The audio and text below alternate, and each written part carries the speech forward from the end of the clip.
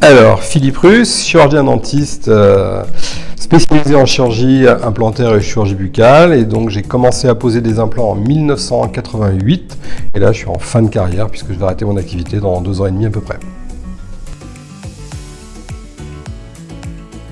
Alors le CASITA, c'est l'émanation de le dernier étage de la formation dispensée par la SFBSI qui a un cycle d'études qui est un certificat, puis après un diplôme universitaire, tout sur 1 an.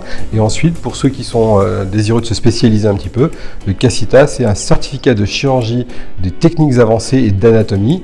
L'anatomie, pour l'instant, c'est compliqué de par les problèmes qu'il y a eu dans les laboratoires d'anatomie. Et on fait 2 cours dans l'année. Le premier de 2 jours sur l'élévation sinusienne, le deuxième de 2 jours sur la reconstruction osseuse.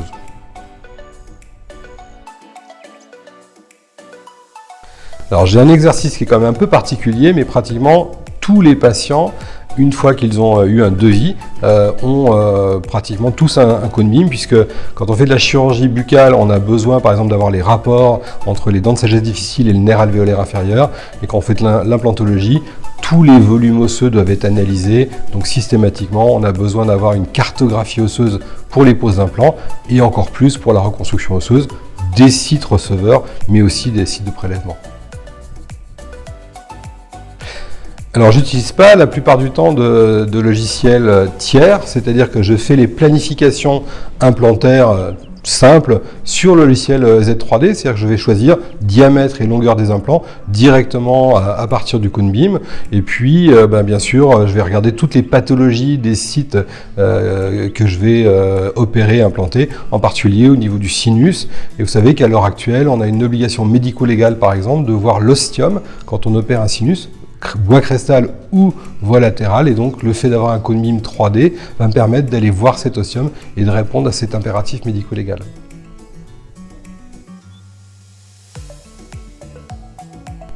Alors on a 2 impératifs essentiels en tant que chirurgien, l'essentiel étant de respecter le principe ALARA qui s'impose à nous, qui est d'utiliser l'imagerie la moins irradiante possible pour obtenir le résultat clinique nécessaire, en tout cas le renseignement clinique nécessaire à l'intervention.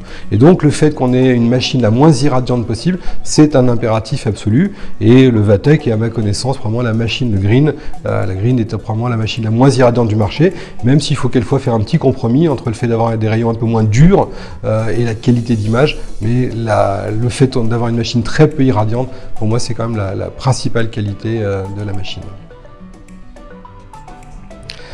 Alors j'ai découvert Vatek France, je pense maintenant il y a une 15aine d'années, et puis on a donc eu une première machine qu'on a gardée jusqu'à il y a à peu près 1 an ou 2, avec laquelle on n'a eu aucune panne. À chaque fois qu'on a voulu une modification, on a toujours eu quelqu'un, un interlocuteur. J'avais demandé des petits changements, par exemple quelqu'un est venu avec un fantôme, on a fait des essais, donc on a vraiment toujours une réponse technique intéressante. En plus on a une fiabilité parfaite, et donc à chaque fois dans une formation, on a toujours quelqu'un qui vient, qui nous aide, donc c'est un partenariat qui va de soi. Je n'ai même pas été voir ailleurs.